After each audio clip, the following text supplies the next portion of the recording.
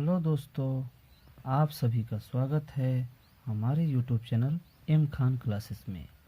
आज इस चैनल पर मेरा सबसे पहला वीडियो है और आज हम सभी सबसे पहले पढ़ने वाले हैं क्लास 9 का चैप्टर 6 लाइन्स एंड एंगल, जिसमें सबसे पहले पढ़ेंगे इंट्रोडक्शन।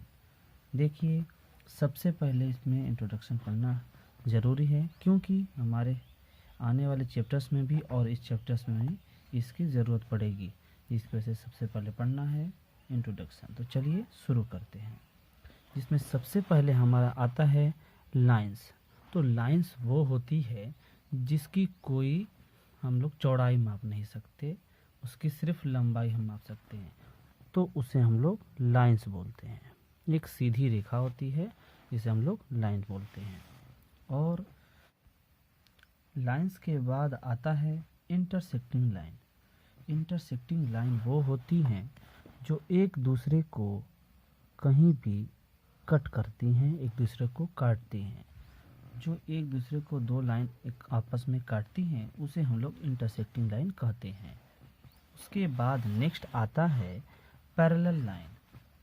पैरेलल लाइन वो होती हैं जिनके दो लाइनों के बीच का डिस्टेंस इक्वल होता है, जो कहीं भी एक दूसरे से मीट नहीं होती है, मिलती नहीं है, इंटरसेक्ट नहीं होती है। जो जहाँ कहीं भी नहीं मिलती हैं उसे हम लोग पैरेलल लाइन बोलते हैं। इनके डिस्टेंस की दूरी अगर हम मान लेते हैं कि इनके बीच की दूरी अगर डिस्टेंस x है, तो कहीं भी हम लोग जितना भी दूर जाएंगे उनके बीच की दूरी हमेशा x ही रहेगा। ये दूसरे को कभी भी इंटरसेक्ट नहीं करेंगी, उसे हम लोग पैरेलल लाइंस बोलते हैं। एंगल्स। अब एंगल्स के बारे में हमको पढ़ना है। तो एंगल्स में सबसे पहले आता है एक्यूट एंगल्स। एक्यूट एंगल्स जो होते हैं वो 90 से कम होते हैं, लेस देन 90। लेस देन 90 होते हैं। जैसे 90 से कोई कम मान लीजिए एंगल है, अगर ये 30 है, ठीक है, तो ये हमारा एक्यूट एंगल होगा। 30, 45, 60 या फिर 89, उससे जितने भी मतलब होंगे 90 से कम, वो सब एक्यूट एंगल होंगे। और नेक्स्ट आता है right angles. Right angle equal to 90 होता है, टोटल 90 होता है, इक्वल टू 90 होता है, यानी कि राइट एंगल पूरा ऐसे हमारा बनता है जो 90 डिग्री का होता है। और नेक्स्ट आता है आपका ऑब्ट्यूज एंगल। ऑब्ट्यूज जो होता है वो 90 से एबव होता है और 180 से कम, यानी कि ग्रेटर देन 90 और लेस देन 180। तो 90 से बड़ा होता है और 180 से कम। तो मान लीजिए उनके बीच के जितने भी कोण हैं वो x है, एंगल जो है x डिग्री है। तो 90 से एबव और 180 से कम जितने होंगे वो आपका ऑब्ट्यूज एंगल होंगे।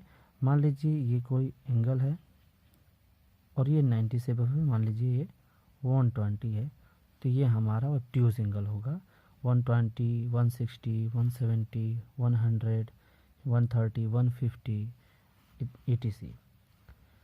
नेक्स्ट आता है आपका स्ट्रेट लाइन। स्ट्रेट लाइन क्या होती है? स्ट्रेट लाइन इक्वल टू 180 होता है, इक्वल टू 180, इक्वल टू 180 होता है। इसमें एक लाइन होती है और यहाँ पर जो एंगल बनता है ये 180 के इक्वल होता है। यही आपका स्ट्रेट लाइन या स्ट्रेट एंगल कर सकते हैं।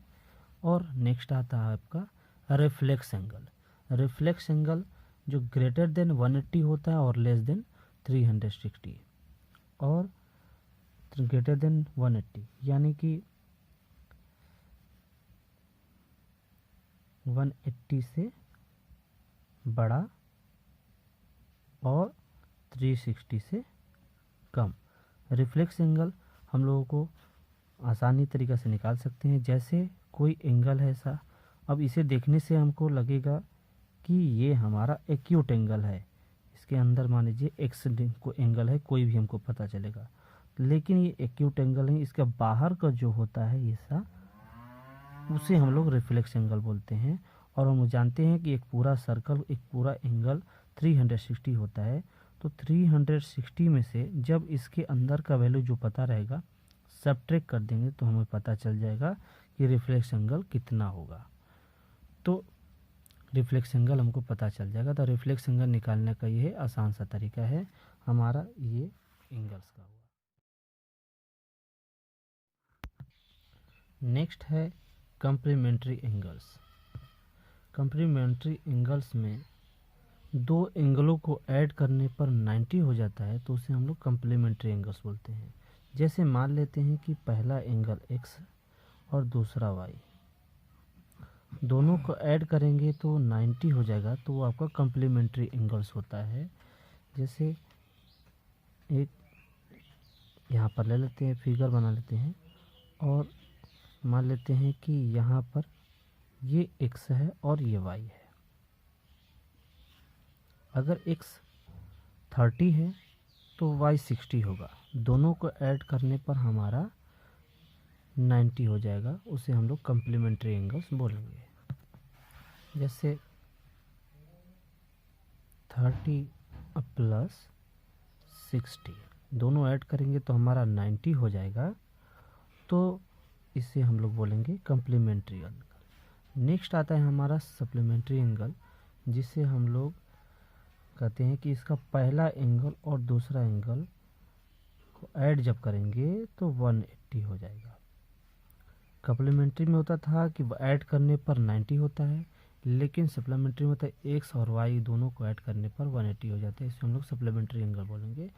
जैसे यहाँ पर एक लाइन है और हम जानते हैं कि लाइन पर 180 डिग्री बनता है, तो यहाँ पर एक कोई साइड का है जिसे, तो ये एंगल और ये एंगल दोनों को जब ऐड करेंगे तो हमारा हो जाएगा 180।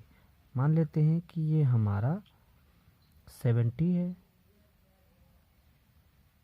नहीं 100 लेते हैं और इसे 80 लेते हैं, तो दोनों मिलाकर हमारा हो जाएगा 180, यानी कि 100 प्लस 80 इक्वल टू 180। तो इसे हम बोलेंगे सप्लीमेंट्री एंगल्स। नेक्स्ट है आपका एडजेसेंट एंगल।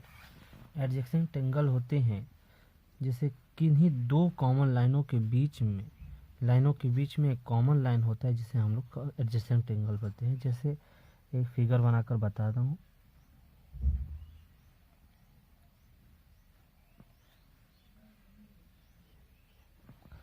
तो ये हमारा मान लेते हैं कि ये x है, ये y है और ये z है, और ये साइड जो गया है वो P है। तो एक्स वाई और वाई जेड इन दोनों के बीच में वाई पी जो कॉमन लाइन है, यही यहाँ पर जो एंगल बनेंगे उसको हमको बता देगा कि ये एडजेसेंट एंगल है। जैसे यहाँ पर मान लेते हैं ये ए है और ये बी है, तो यहाँ पर ए और बी हमारा हो जाएगा एडजेसेंट एंगल। तो ए और बी हो जाएगा एडजेसेंट एंगल। अगर मान लेते हैं कि इसमें एक और कोई साइड आ गया ऐसे, तो ये हमारा सी हो जाएगा, और एक्स वाई जेड यहाँ पर हम लोग इसको क्यू ले लेते हैं। ठीक है, तो ए बी, यहाँ पर ए बी हमारा एडजेसेंट एंगल हुआ था, लेकिन अब यहाँ पर क्यू वाई जेड, अगर क्यू वाई जेड में दो लाइंस पड़ रहे हैं तो दोनों लाइंस को ये हमारा एडजेसेंट एंगल नहीं हो पाएगा, क्योंकि किन्हीं दो लाइनों के बीच में जो लाइन होगा, सिर्फ सिंगल लाइन कॉमन लाइन, उसी को एडजेसेंट एंगल बोलेंगे। जैसे क्यू वाई पी में एक्स वाई जो है कॉमन लाइन है, और यहाँ पर बी और सी हमारा हो जाएगा एडजेसेंट एंगल। तो दूसरी इसमें हमारा बी सी हो जाएगा, सेकेंड वाला में बी और सी एडजेसेंट एंगल होंगे, और यहाँ पर एक्स वाई जेड में ए और बी यानी कि वाई पी लाइन पर, तो ये एडजेसेंट एंगल होते हैं। तो किन्हीं दो लाइनों के बीच में जो कॉमन लाइन होता है एंगल के बीच में, उसे हम लोग बोलते हैं एडजेसेंट एंगल। तो दो कॉमन एंगलों के बीच में होता है। नेक्स्ट आता है लीनियर पेयर। वो एंगल होता है जो किसी लाइन पर एक ही पॉइंट पर जितने भी एंगल बनेंगे उन सबको ऐड करने पर 180 हो जाएगा, उसे हम लोग लीनियर पेयर बोलेंगे। मान लेते हैं कि यहाँ का एंगल और इस एंगल को दोनों को ऐड करेंगे तो हमारा 180 हो जाएगा, उसे हम लोग लीनियर पेयर बोलेंगे। तो मान लीजिए यहाँ पर एक ही नहीं और भी बनेंगे, मान लीजिए ये और ये भी और ये भी। तो मान लेते हैं एक्स है, ये वाई है और ये जेड है।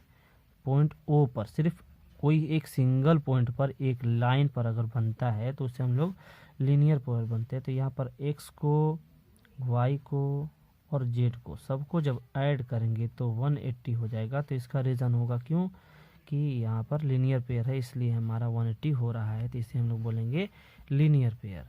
नेक्स्ट आता है vertically opposite angle. Vertically opposite angle नाम से ही है इसका कि ये ऑपोजिट है, यानी कि ऑपोजिट एंगल्स, ऑपोजिट एंगल्स इसका इक्वल होते हैं। जैसे इंटरसेक्टिंग लाइन होता है वैसे ही होता है, लेकिन यहाँ पर यहाँ पर दिमाग ये वाला एंगल और ये वाला एंगल अपोजिट है। तो इसमें कहीं भी कोई लाइन इंटरसेक्ट कर रही है, काट रही है, तो उसका अपोजिट एंगल आपस में इक्वल होते हैं। तो जैसे मान लीजिए ए है और ये बी है, तो A B vertically opposite angle होगा और यहाँ भी अपोजिट एंगल बन रहा है। तो यहाँ पर सी और डी भी मान लेंगे कि ए इक्वल टू बी, तो कहेंगे A equal to B vertically opposite angle है और सी इक्वल टू डी, तो आपस में अपोजिट एंगल इक्वल हो जाएंगे, तो उसे बोलेंगे वर्टिकली अपोजिट एंगल। नेक्स्ट है कोरस्पॉन्डिंग एंगल्स। कोरस्पॉन्डिंग एंगल्स इसमें हम निकालेंगे, जो ये बहुत इंपॉर्टेंट है लाइन्स एंड एंगल में। कोरस्पॉन्डिंग एंगल होते हैं जो ये पैरेलल लाइन है, पैरेलल लाइन के जो ये क्रॉस किया है लाइन, इसे एल नाम दिया गया है और इसे बोलते हैं ट्रांसवर्सल लाइन। पैरेलल लाइन के दोनों के ऊपर और नीचे कुछ एंगल है, जैसे ये पूरा मिलाकर 360 बनाएगा, ये भी 360, इसमें इसको 1 2 3 4 दिया हूँ। तो इसमें दो पैरेलल लाइन है।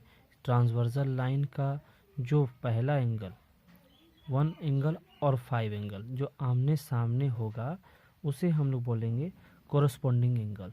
तो एंगल 1 और एंगल 5 कोरस्पॉन्डिंग एंगल होंगे। तो angle 1 is equal to angle 5। इसी तरह यहाँ पर ट्रांसवर्सल लाइन की दूसरी तरफ एंगल 2 और एंगल 6 भी आमने सामने होगा, तो इसे भी हम लोग बोलेंगे कोरस्पॉन्डिंग एंगल। तो angle 2 is equal to angle 6। इसी तरह ये पैरेलल लाइन के नीचे, दोनों लाइन के नीचे 3 और 7 भी ट्रांसवर्सल होंगे, इस तरफ 3 और 7 भी इक्वल होंगे, ये भी आपका कोरस्पॉन्डिंग होगा। तो ये एंगल 3 को और एंगल 7 को भी हम लोग कोरस्पॉन्डिंग एंगल लेंगे और उसी तरह 4 और 8 भी कोरस्पॉन्डिंग एंगल होगा। नेक्स्ट आता है alternate interior angles. Alternate interior angles होता है जो ट्रांसवर्सल लाइन के एक तरफ इधर रहता है और एक तरफ इधर होता है, लेकिन अल्टरनेट का मतलब होता है कि दोनों पैरेलल लाइंस के अंदर। तो अंदर यानी कि ये ट्रांसवर्सल लाइन है और एक इधर है, यानी कि 3 और एक 6। तो ये अल्टरनेट का मतलब एक इधर और एक इधर, तो एक नीचे का और ऊपर का। तो 3 और 6 अल्टरनेट इंटीरियर एंगल और 4 और 5 ये दोनों अल्टरनेट इंटीरियर एंगल होंगे। जब ये पैरेलल होगा तभी ये अल्टरनेट इंटीरियर एंगल होंगे। तो हम लिख सकते हैं कि एंगल 3 और एंगल 6 अल्टरनेट इंटीरियर एंगल होगा और इसी तरह 4 और 5 भी अल्टरनेट इंटीरियर होगा। नेक्स्ट आता है अल्टरनेट एक्सटीरियर एंगल। एक्सटीरियर का मतलब होता है बाहर, यानी कि पैरेलल लाइन के ऊपर वाला। ये अंदर का था और ऊपर वाला, तो देखेंगे ऊपर में 1 है और इसके नीचे वाला जो है 8 है। तो 1 और 8 यानी कि ये ट्रांसवर्सल लाइन है, तो एक इस तरफ अल्टरनेट है और 8 इधर है, यानी कि 1 और 8 अल्टरनेट इंटीरियर एंगल होगा। इंटीरियर नहीं एक्सटीरियर। तो 1 is equal to angle 8। Same इसी तरह 2 और 7 होगा, और इसका यूज़ हमारे चैप्टर्स में बहुत सारा ज़्यादा होगा। 7, 8, 10 आने वाले बहुत सारे चैप्टर्स में इसका यूज़ होता रहेगा। तो पहला कॉरस्पॉन्डिंग एंगल पढ़ लिया, अल्टरनेट इंटीरियर, अल्टरनेट एक्सटीरियर। उसके बाद आपका को इंटीरियर एंगल में पैरेलल लाइन के अंदर आमने सामने जो सामने सामने एंगल्स होते हैं वो दोनों को इंटीरियर एंगल्स होते हैं। को इंटीरियर का पूरा नाम कॉन्सिक्यूटिव इंटीरियर एंगल होगा। तो यानी कि शॉर्ट में हम लोग कॉन्सिक्यूटिव को CO लिखते हैं। 3 और 5 को ऐड करेंगे तो हमारा T हो जाएगा। इक्वल नहीं होते हैं, 180 हो जाता है ऐड करने पर। तो एंगल 3 और एंगल 5 ये दोनों ऐड करने पर 180 होते हैं, यहाँ पर प्लस रहेगा।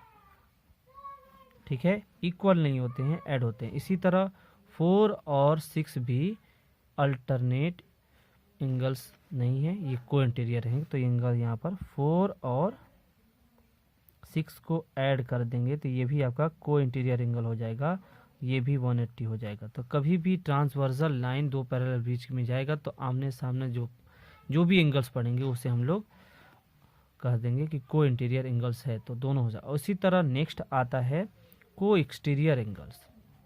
तो एक्सटीरियर एंगल सेम इसी तरह होता है, बस जो पैरेलल लाइन से उसके ऊपर और यहाँ पर देखते तो सामने सामना। तो एंगल 1 और 7 सामने है, 2 और 8 सामने है, तो इसे हम लोग को एक्सटीरियर एंगल्स कहेंगे।